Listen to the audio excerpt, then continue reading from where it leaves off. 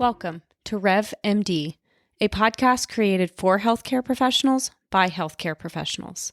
We will share tips on medical billing and coding, as well as workflow optimization to help practices succeed, thrive, and grow revenue. Welcome back to another week of the Rev MD podcast.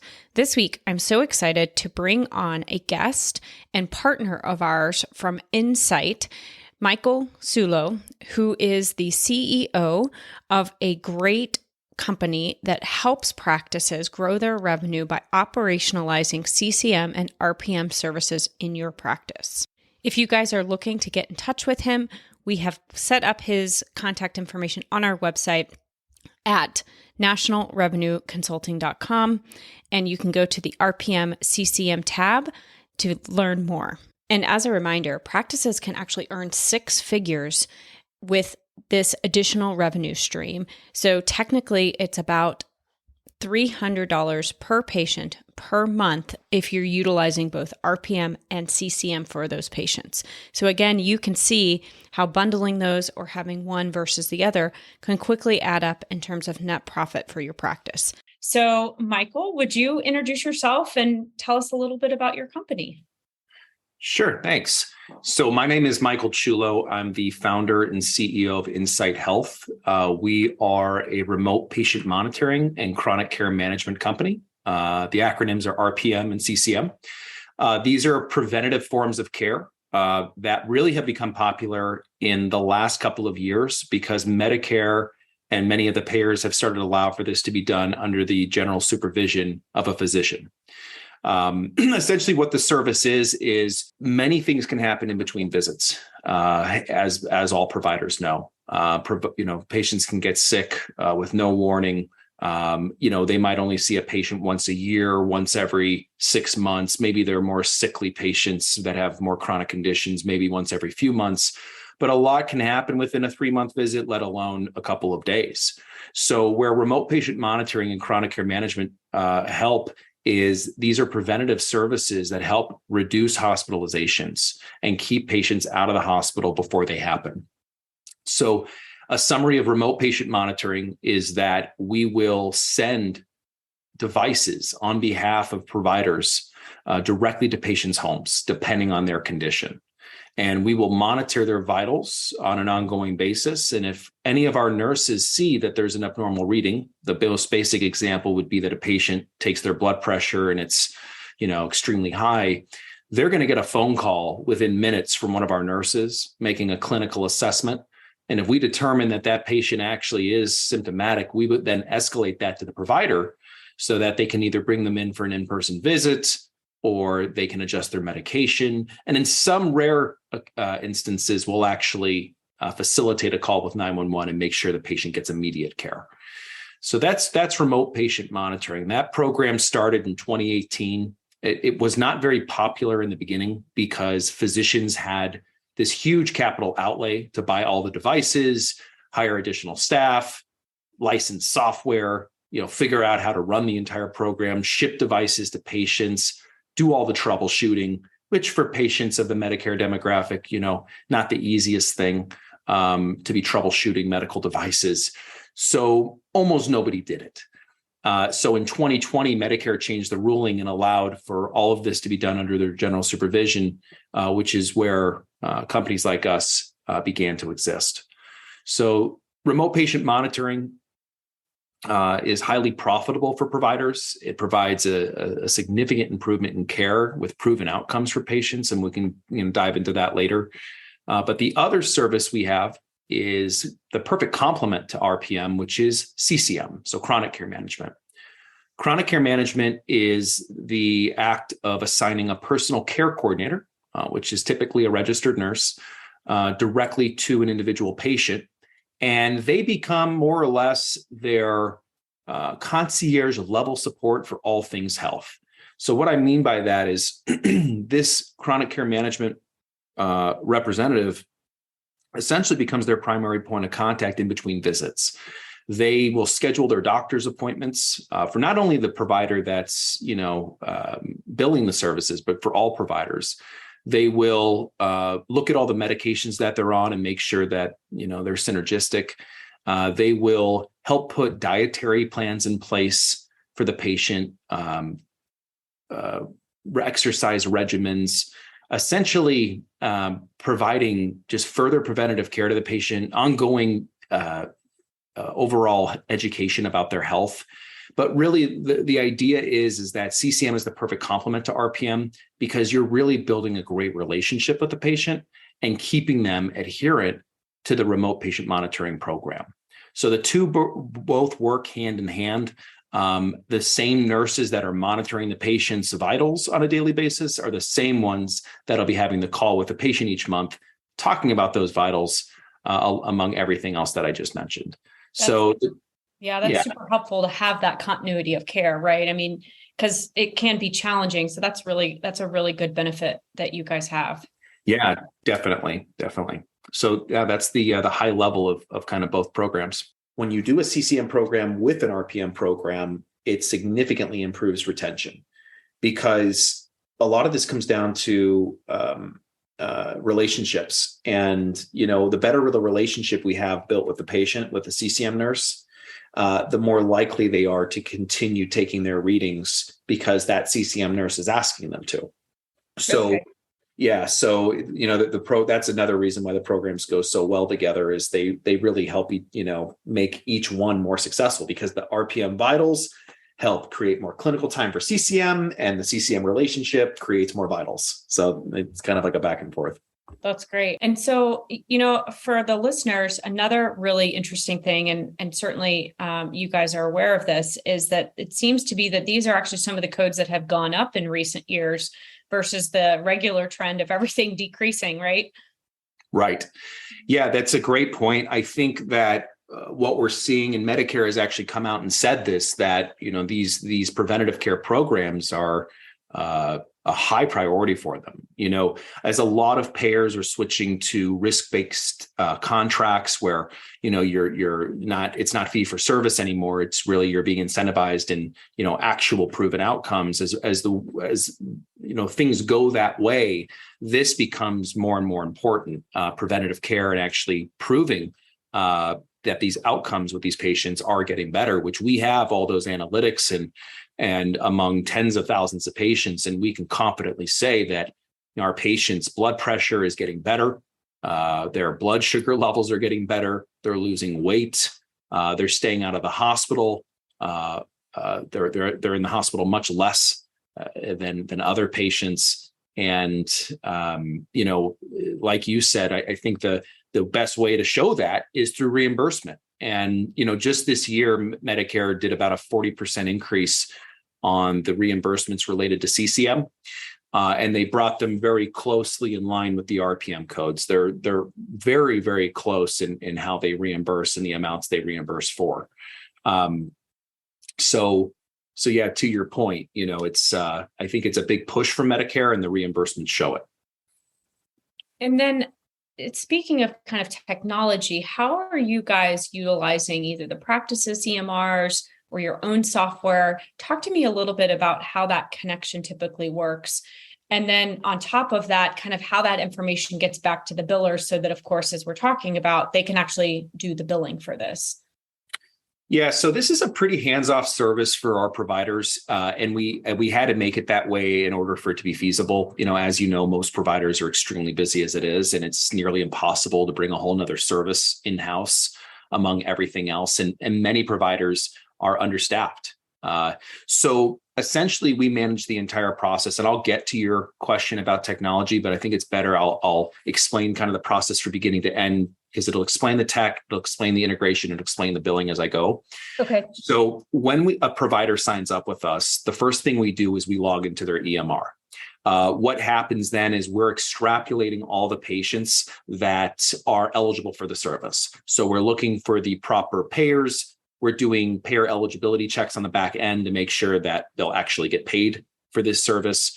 We will make sure that the patients, of course, have the right diagnosis codes for CCM or RPM, because there are certain requirements for patients to be eligible. Now, most patients of the Medicare age range are eligible, just as a side note.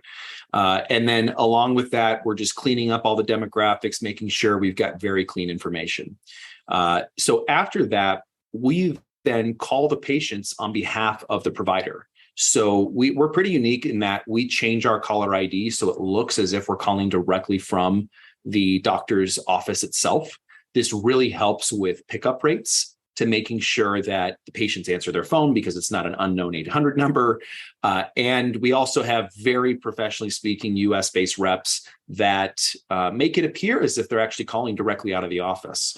And by doing that, there's this instant trust between us and the patient. And when we go through our scripting and we tell them about the service and why their provider wants them to participate, I would say 90% of patients that we get a hold of are very receptive to it and agree to at least try it out for both programs. Now, that said, we, of course, can't get a hold of everybody. So if there was 100 patients or 1,000, after we've called through the list a few times, typically we'll get about 60% to enroll within the first week on the program. So we can jumpstart the program for these clinics. So at that point, now we've gotten consent from their patients, and then we ship out the device. So from a technology standpoint, these devices are very unique because they have SIM cards in them that make the setup and ongoing monitoring really easy. This is not Bluetooth. This is not something where somebody needs to download an app on their phone. We certainly have that capability if they would like to keep an eye on their vitals themselves and communicate with our care coordinators. We have an app for it, but it's not necessary. It's as easy as when the device gets shipped after they give consent, it'll show up on their door 2 days later. It's as easy as pulling it out of the box and using it. And the reason why is that when they use the device, it automatically sends that information to the cell tower, encrypted, of course, and then pushes it into our software. And then what we do for some EMRs, it depends on which, we can actually push those vitals in real time into the patient's chart. And in others, we will push a monthly summary document into the patient's chart, explaining all the trends, all the readings that had happened over the last 30 days, along with all of the clinical notes that our staff took. So from an integration standpoint, we're pretty much integrated with anything. The off-the-wall ones, not so much, but with those, we still have an entire portal that the clinicians can access so they can see, recorded calls, notes, vitals, essentially everything that they would need to make a good and better clinical decision when they meet with their patient, when they do come in for a visit. So that said, now patients have devices in their hands. They're taking these readings consistently. And like I mentioned earlier, if we see any of these readings are abnormal and we see trends of abnormality, they'll reach out, they'll make a clinical assessment. And as I mentioned, we'll escalate that to the provider if necessary. Now, the good news about our service, because I would think some providers listening might think, oh gosh, I can't handle a lot of phone calls coming my way. The call volume that they'll get is very low because RRNs are trained to understand when clinical intervention is needed and not. We're able to not get them involved when they're false positives. Maybe a patient used the device wrong. We just need them to take another reading. Maybe they haven't taken their medication yet, so we ask them to. Then we call them back in an hour and ask them to take another reading. So, we're trying to mitigate provider involvement as much as possible, simply because we want to be respectful of their time and really only bring something to them when there's an actual issue going on, which they really appreciate. So at this point, patients are taking readings. Now at the end of the month, what we do, there's a couple different options. We can either generate a billing report, and based on which patients were billable for that month, we'll send them a full report telling them for RPM and CCM which codes each patient is eligible for. And if they use like a third-party biller or they have an in-house billing department, they can take that report. It's very straightforward, and they can bill those claims out and make sure that they get reimbursed. There's another option where for some of our EMR integrations, we can actually push the claims for them. We can't do AR follow-up and things like that, but we can at least get the claims out the door for them automatically. And then for some customers, just simply because they do in-house billing and they're not prepared to bill an extra $100 or 1,000 or 2,000 claims in a month. We actually have an add-on service where we can submit charges for them. If they give, of course, we already have EMR access, we can charges on their behalf to at least take that off their plate. So it really is full service. After that, now, we obviously have to wait. Medicare will pay typically within 14 days. The commercial payers and Advantage plans a little bit longer. But what we do with our invoice is it's a net 40. And what that allows for is it gives the providers plenty of time to get paid on those claims before they have to pay us. And our service is set up in a way where we do a monthly reconciliation with them, which is very simple. It's really just having their billing department tell us which claims got denied, which ones went to deductible. That way we can write those off of our invoice because, we certainly don't want to charge our providers for patients that they didn't get paid on that month. So when we talk about, net profit, which for these programs for RPM, our average provider is bringing in about $150,000 a year in net profit, and CCM equally the same. So average provider on staff will bring on about $300,000 a year in additional profit, and you double that for revenue, about $600,000 a year. We ensure that number by making sure that they're not getting charged for patients that they didn't get paid on. So it really is a zero risk option for them to do this service simply because, through the reconciliation process, they're getting paid first and they're not paying us unless they've been paid first. That's great. And that really helps, today with practices, as you said, who are short staffed and they're trying to, kind of keep everything together to go out and do this all on their own can be quite risky to get the equipment and the staff and really to help or hope, I should say, that everything's going to work out. You guys really kind of bear the risk on that side, which is great. And it sounds like, one of the biggest challenges, if I can repeat kind of something you said, is really that whole process around identification of the patients, operationalizing either of these services, as well as staffing those services. And then, of course, billing for it just becomes part of the process. So it seems like without a company like yours, that makes it very challenging to do independently. But with your guys' support and with your company, you've been able to kind of overcome those challenges. Yeah, and you're absolutely right. If providers could easily do this, we wouldn't have a business. And we, frankly, have been exploding with growth. We can't hire people enough simply because of how many clinics we bring on, per month. And we work with, your doctor down the street, single MD, that owns their own practice, to some of the largest healthcare systems in the country. And it just goes to show that big or small, the ability to manage these programs is nearly impossible without somebody doing it for you. And it's simply because you're not only a software company when you're an RPM and CCM company, because that's a proponent of it. You have to be a software company. You have to be a very good sales company because you need to convince patients to do it. You then need to convince them to keep doing it and remain adherent. And there's all sorts of programs we put in place to help with the psychology of keeping patients adherent. But then you have to be a logistics company. You have to be able to ship hundreds of devices to patients' homes accurately, track those tracking numbers, and also train those patients on how to use those devices and make sure that, of course, nothing's perfect. So sometimes there are technical issues that come up that need to be addressed, and those have to be handled.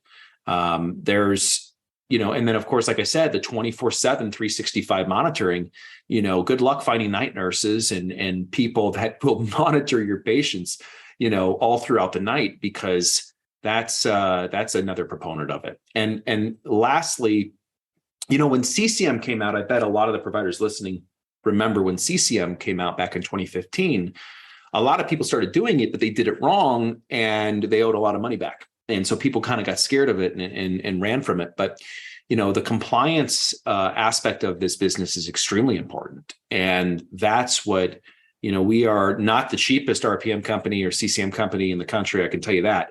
But we have never had a customer owe any money back. And, the way that we're able to do that is by having software and processes that clearly show the clinical time dedicated to each task. Every call is recorded to ensure, just quality assurance. We can prove down to the second every single bit of billable time that we're billing to the payers, because part of these codes, is like for RPM, one of the codes is, using the device, right? If you use the device, you get paid for that code. Right.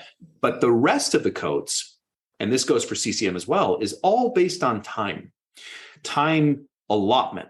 So you better hope when you've billed Medicare for an hour's worth of time, that when they come back, God forbid, and you get audited, that you've got a very good explanation for why and what constituted that hour.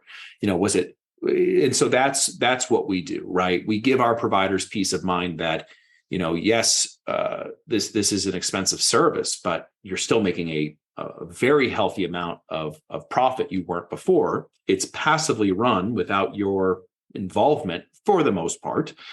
And you can have peace of mind. You can sleep at night, because, the last thing you want to do is work with a company that's cutting corners and is only interested in profit for the clinic, because at the end of the day, those companies aren't going to be in business for a long time. We plan on being on business. We feel this is the very beginning of telehealth.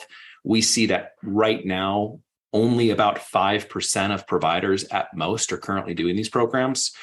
And there is a lot of money, a lot of investment funding going into companies like ours, simply because of how much opportunity is at hand. So you're going to see a lot more of this in the future. And, we cannot more strongly recommend for providers to get on board with this now, because, the downside of waiting is that only one provider can bill for these services. So you don't want the doctor next door, right? And the specialist, maybe you're a primary care and there's a cardiologist, that shares a lot of patients with you, or a nephrologist. You're a nephrologist and you've got a primary care, vice versa. Once they're enrolled in the program, that's the provider that has them. So you really want to get on top of this now and start doing this service for your patients, simply because if you don't, someone else is going to. And to that point, sometimes we talk to providers, Heather, that they get a little worried. Well, all my referrals come from a primary care. I don't want to step on their toes. Well, because so few people are doing this, we almost never see that's the case. And even when it is, our scripting is very specific so that we make sure we're not enrolling a patient that's already in the service.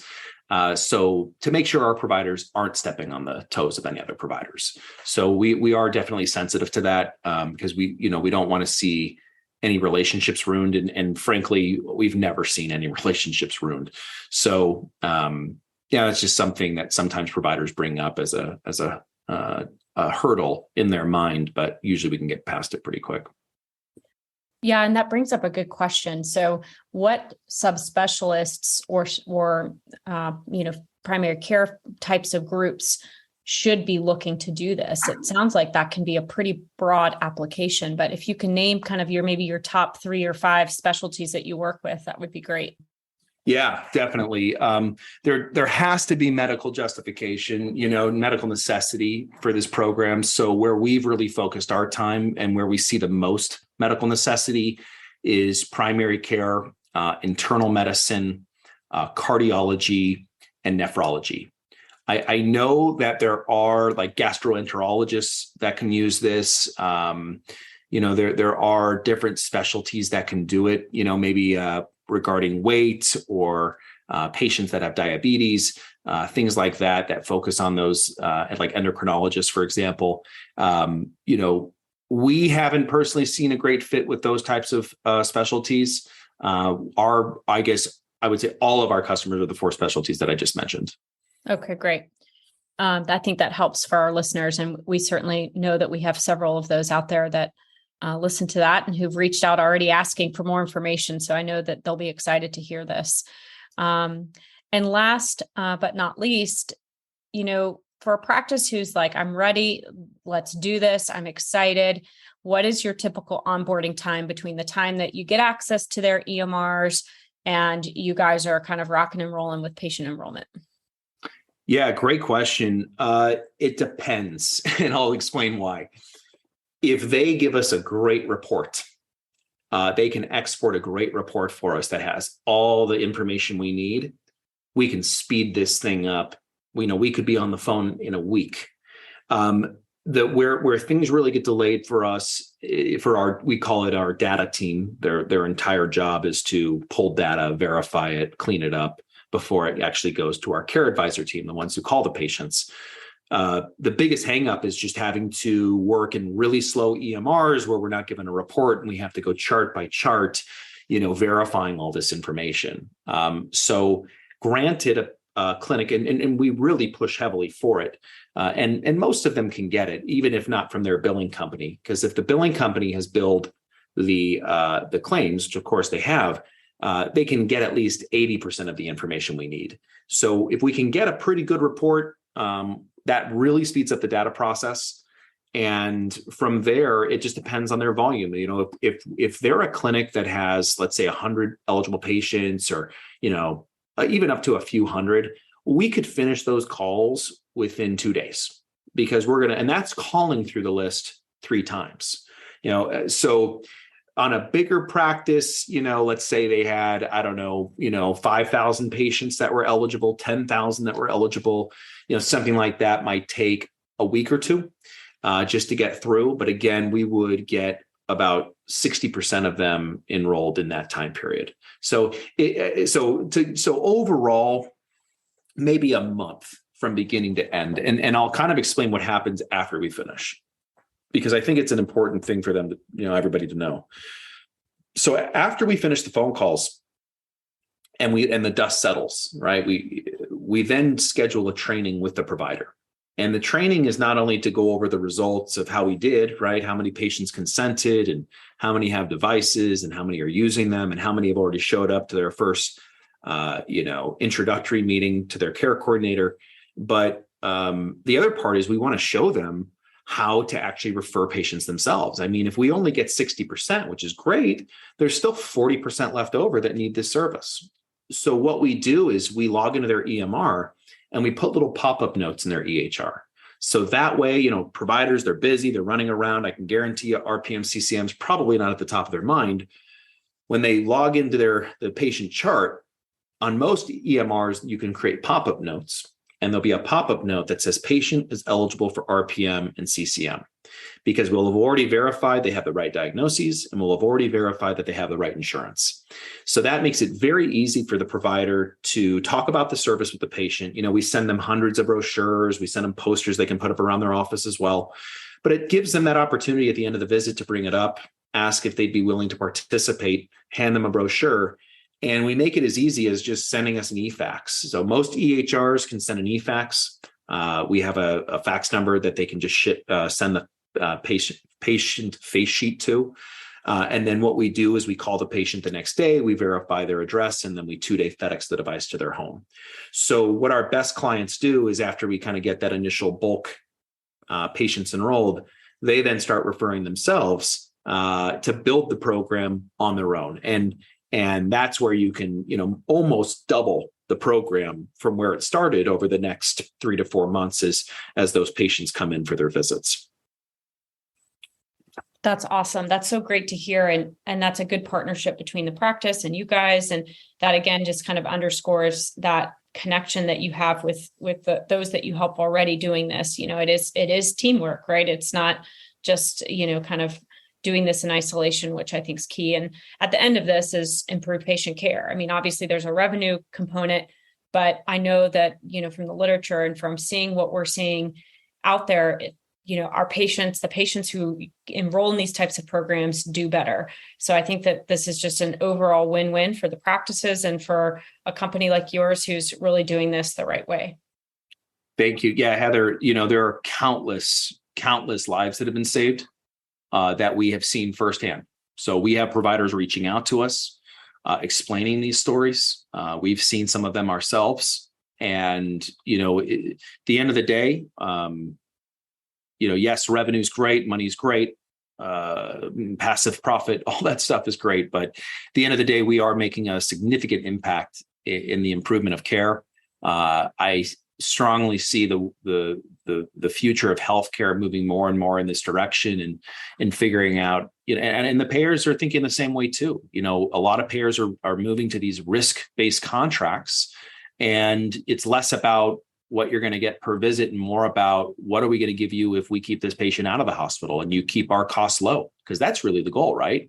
And so, RPM and CCM are going to be a huge proponent of that. It's so much more insight and information to the patient's health in between a visit. And not only is it proactively saving lives in between visits, but it's just giving the clinicians so much better information to work with when they meet with them. One of the most basic examples is, I don't know if you've been to the doctor recently, but, when you go, even if you're younger, and you're driving there and you're rushing, and then you're trying to find parking, and then you're going on the elevator and you're trying to find the office, and you get in there and you're filling out all the paperwork. By the time they take your blood pressure, I don't know about you, but for me, it's definitely elevated more than normal is. So absolutely. So it's an inaccurate reading right there. And what's great about remote patient monitoring is that you're having patients take these readings from their home, and it's a much better look at what their real trends are.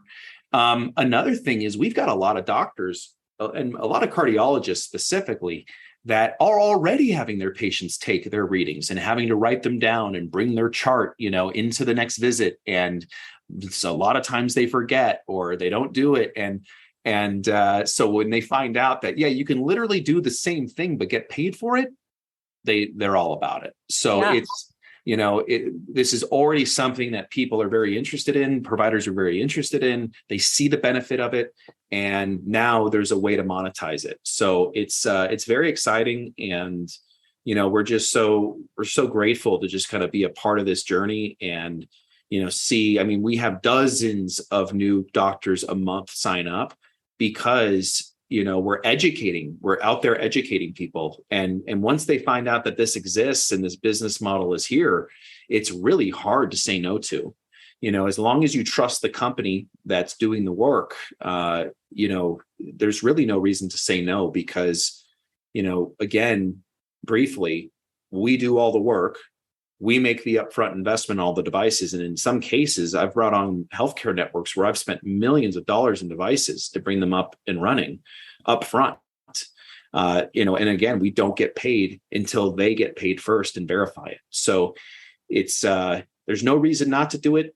And, we just hope that, our goal, we are the fastest growing RPM and CCM company in the country. And our hope is just to help as many patients as possible, and frankly, help as many providers as we can in a time where, as they all know, the providers listening that have been in business for 10, 20, 30 plus years. I mean, they all know that each and every year that it gets harder and harder to operate their business. They're getting squeezed more and more every year. And that's why a lot of providers are selling out to these big healthcare networks. It's very hard to run a practice in the same way. And a lot of our providers look at this as a great opportunity to keep their doors open and bring more money in, whether it's to reinvest into their practice or even put it towards their retirement account. I've heard that a lot. So whether, if they're at the end of their career. So it's a very special thing to be a part of. We've seen a lot of lives touched, and our goal is to just positively impact the lives of millions. And the service is only going to get better as we keep going. Well, I can't thank you enough for being on today and sharing a little bit about your guys' company and what value you guys bring.